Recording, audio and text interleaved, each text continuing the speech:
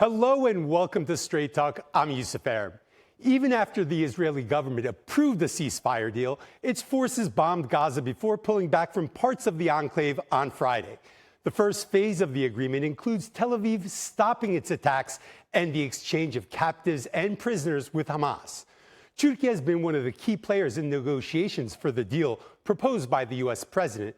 So with the ceasefire now in effect, is the conflict finally nearing an end?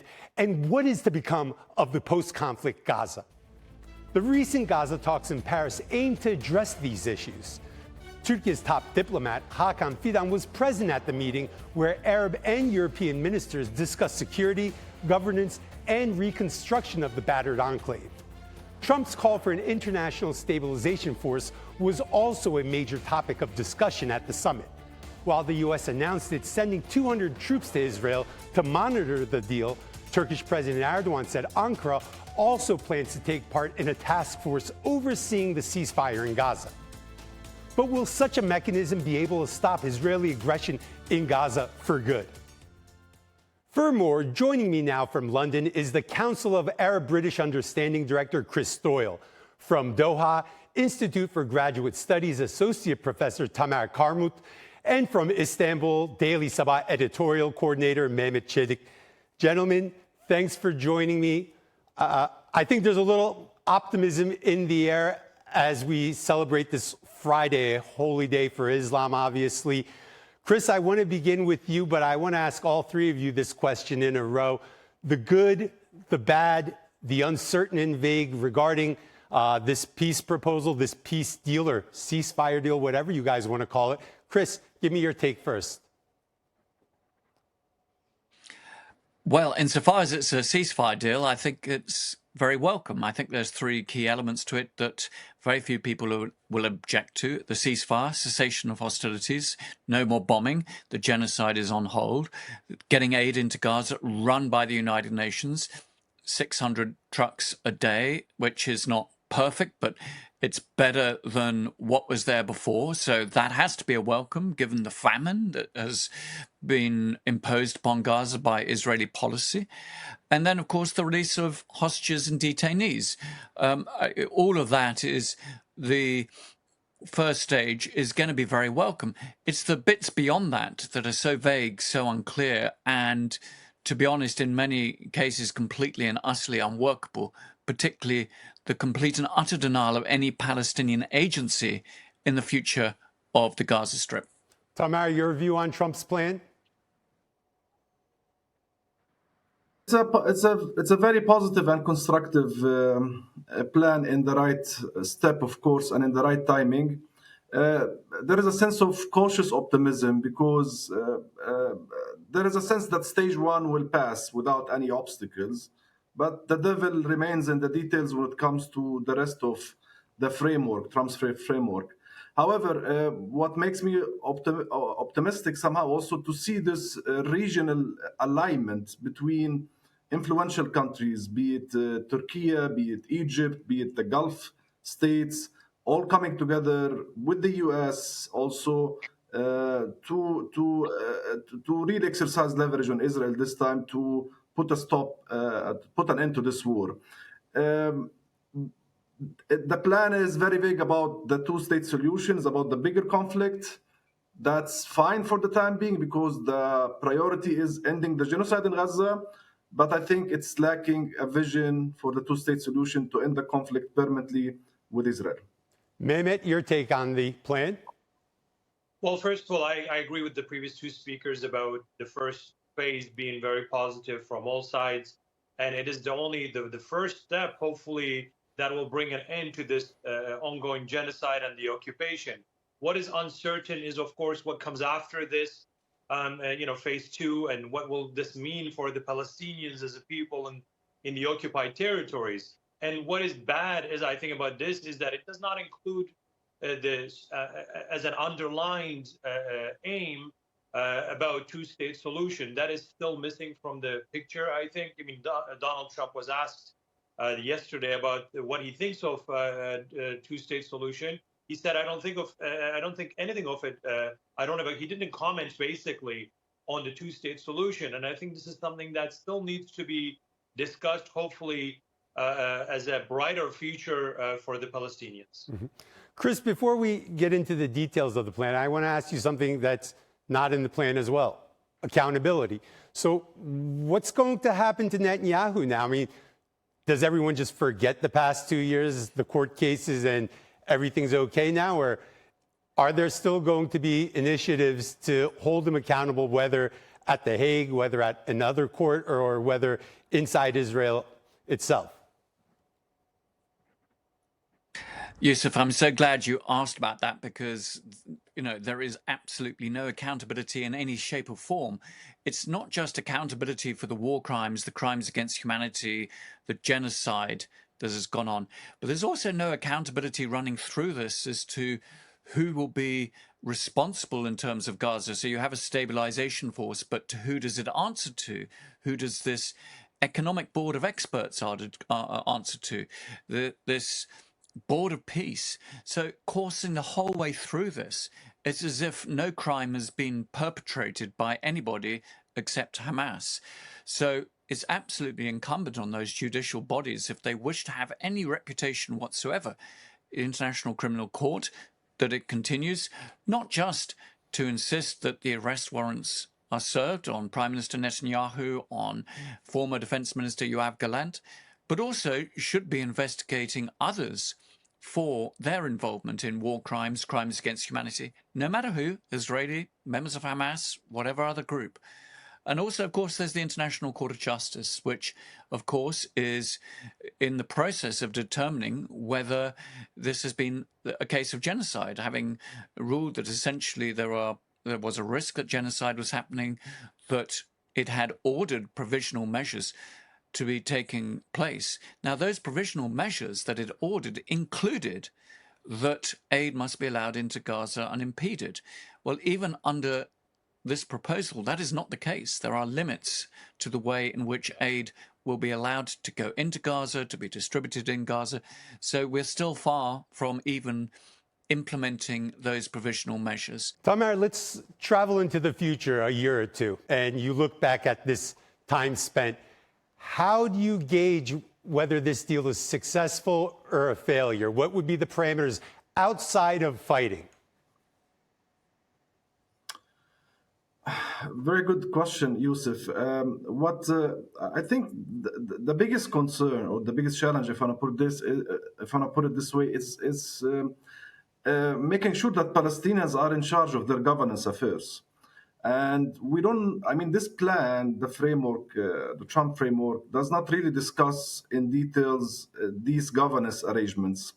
Ideally, we want to see a united Palestinian Authority that takes over Gaza Strip and also link it to the West Bank, merge these governance structures in preparation for the state, for independent state. But we don't know how will this happen, because what's offered so far is a stabilization mission, and then a technocrat council running Gaza. The elephant in the room is a huge civil service apparatus in Gaza, which has been dominated by Hamas. We're not talking about fighters per se. We're talking about civil service in the health sector, in the education sector, in civil defense, across the board. So what's going to happen to these employees? I mean, they are not per se Hamas affiliates, but they are just technocrats who were hired under a Hamas government. So will they be punished? We don't want to see a de-Baathification model or scenario like what happened in Iraq, for sure. Because if this happened, if this marginalization or exclusion of a segment of the society because of their affiliation to a political party happens in Gaza, it will lead us to a very extreme situation, and I would say even civil unrest, internal civil unrest in Gaza. That's for me, that's the biggest concern and worry, is to create an inclusive governance apparatus that represents all Palestinians, including Hamas. When I say Hamas, civil servants, the civil service apparatus of Hamas, and maybe a reformed Hamas in the future. But the idea of Hamas disappearing totally from the scene, it's not realistic. It's crazy, insane, if I want to put it this way, and it would not lead us to anything. So this notion of inclusive governance in preparation for an independent state is a must in this transition process. And if it does not happen, it will lead us to another lost decade or two in turmoil. Mehmet, it seems that one of the most important issues are the security guarantees. Now, there's a lot of talk of a stabilization force. It looks like Trump wants to send some U.S. troops. Seems other countries are interested. Turkish President Recep Tayyip Erdogan said he'd want to send Turkish troops into that area. First of all, how realistic is it that Israel is going to allow a stabilization force? If that stabilization force is there, how much of a deterrent is it while it's there? And do you want to see Turkish troops as part of that force? Well, I mean, to simply answer your question, yes, I think Turkey's presence militarily or otherwise in this whole picture about a solution to this ongoing genocide is very important, be it diplomatically, be it through intelligence. I mean, Turkey's presence, although it indirectly has been very influential, I think, in these negotiations that were taking place in Egypt and previously in Doha. And that presence actually with boots on the ground, I think will be a deterrent force, and in addition to perhaps other regional countries. But at the same time, I think it will have the trust of people on the ground. I mean, Turkey's presence there and Turkey's involvement and interference in that as a stabilizer force or as a guarantor will be welcomed, I think, with the people from the people of occupied territories and the Palestinians as a people. But I think just to quickly, if I may answer the previous questions, what will tell us about the success in the 2 years? I think as simply, before we even talk about the Gaza and who will govern Gaza, the success will depend on whether Israel has stopped actually any attacks, or are they actually carrying it out just less frequently, basically. The success will, I mean, the governance will unfold eventually, maybe unified, maybe, you know, the technocrats, all those details will be formed. But I think Israel's stopping that aggression towards Palestinians in all occupied territories will show that this deal was successful. Otherwise, if Israel keeps continue attacks just less frequently, I think it will show that the deal itself was not very sustainable. Even though Turkey and other countries may be there militarily or otherwise as a deterrence force, the U.S. pressure on Israel will also be a significant determinant factor whether Israel will respect the task force, or it will try to further escalate tensions, even with the countries that are putting boots on the ground as a force to monitor the developments. Mm-hmm. Chris, who's going to pay for all this? I mean, there's a lot of rebuilding, at least in the billions. I mean, who knows, maybe even $1 trillion when it's all said and done. And also, how is this deal going to reflect domestically on Netanyahu? Is this a loss for him? I mean, does his cases in Israel, are they fast forwarded?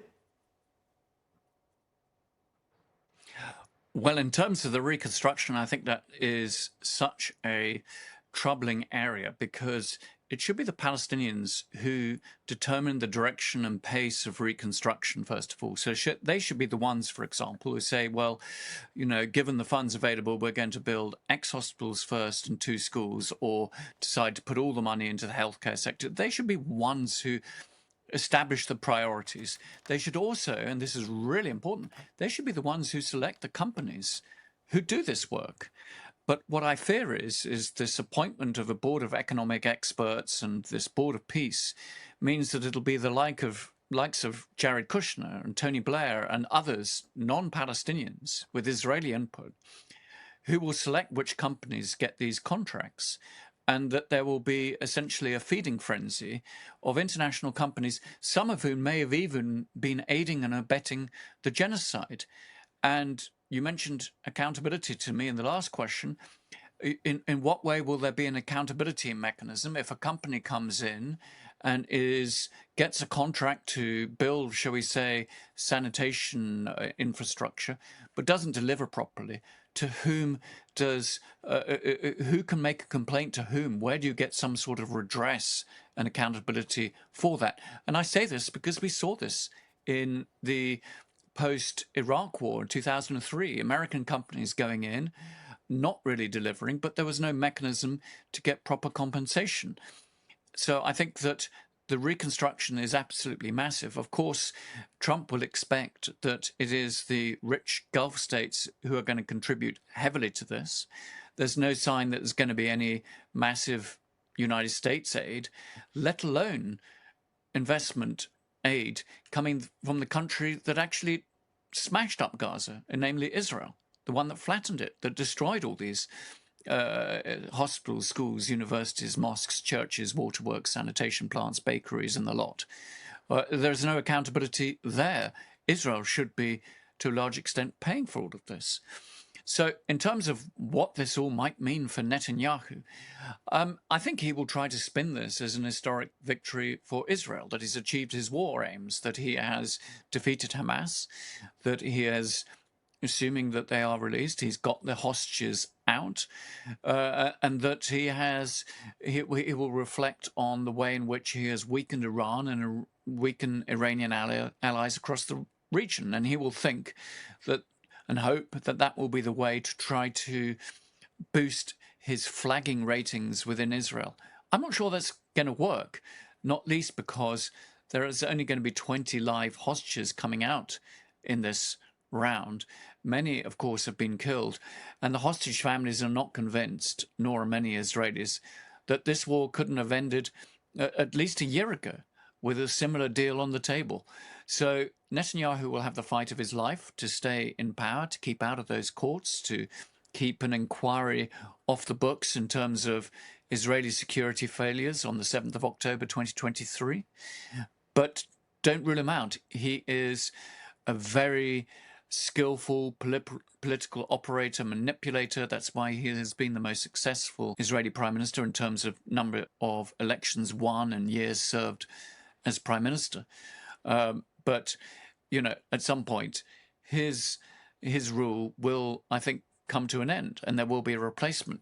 I think the germane question is, will any replacement be significantly different or better than Netanyahu, because they're going to have many of the same policies.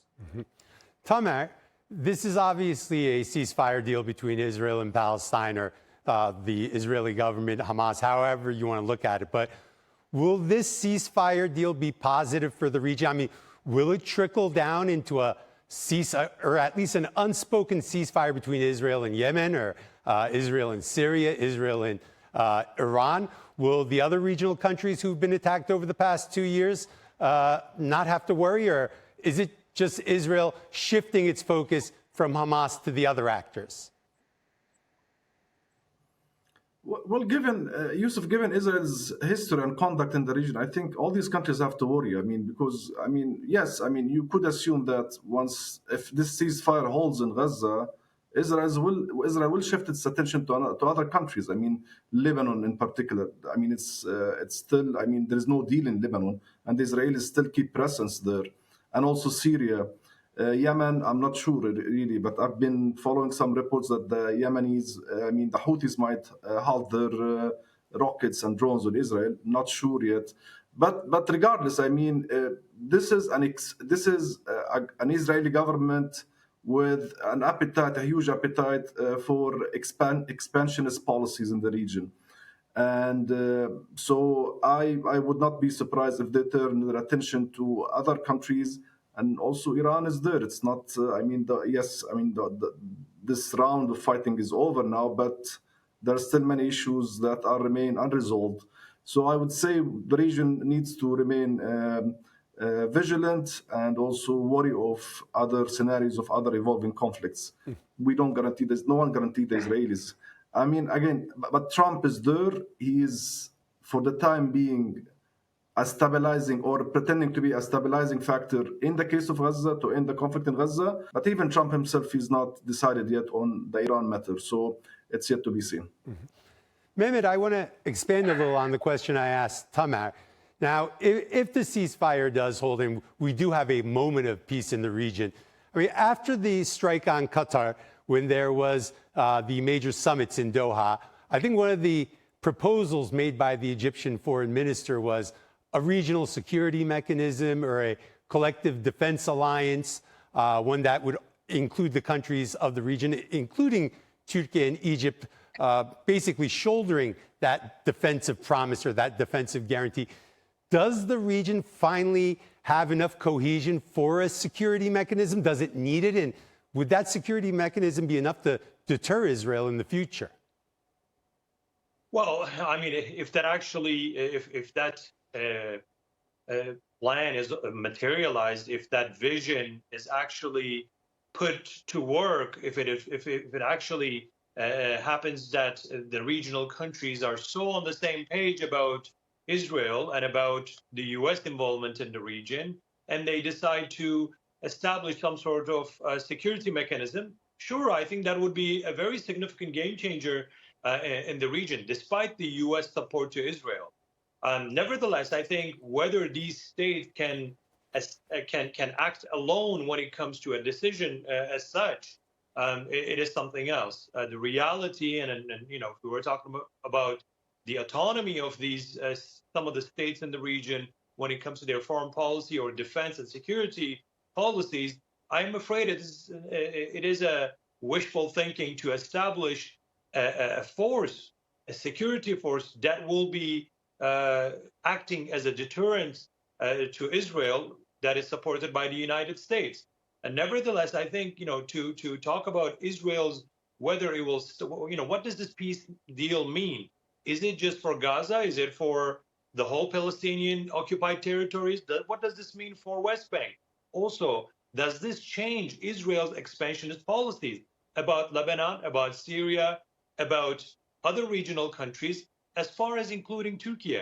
If this is still a constant, if it is still a static, not a plan that limits Israeli actions, then I'm afraid Israel's aggression will be on pause for the moment. And what this will turn into in the coming years, it is something still that needs to be seen. I think this is why that security mechanism regionally is very important. Chris, I think the consensus among the three of you regarding a disappointment in the deal was the lack of roadmap towards a two-state solution, which should be the end game. Will a two-state solution gain momentum from this? And I mean, if you could draw a roadmap or at least a U-turn back to that track leading towards a two-state solution, what would it be? Well, I think it's fascinating, given that so many countries have just recognized a state of Palestine, that there is absolutely nothing in this deal that really gives a clear direction to that. There's a very vague reference to a possible pathway to a Palestinian state should X and Y happen. But it all comes down to the issue of Palestinian agency. I don't see this as an Israeli-Palestinian deal. This is an American-Israeli deal that has been told to Hamas that it has to accept it or face the consequences.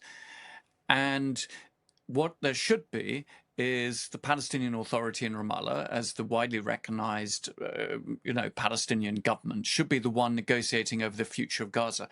And you have this extraordinary tension in this proposal. On the one hand, there is a consensus now amongst these powers, including Arab states, that Hamas should have no role in the future of Gaza, that it should have no role in governance, that its military should be disbanded.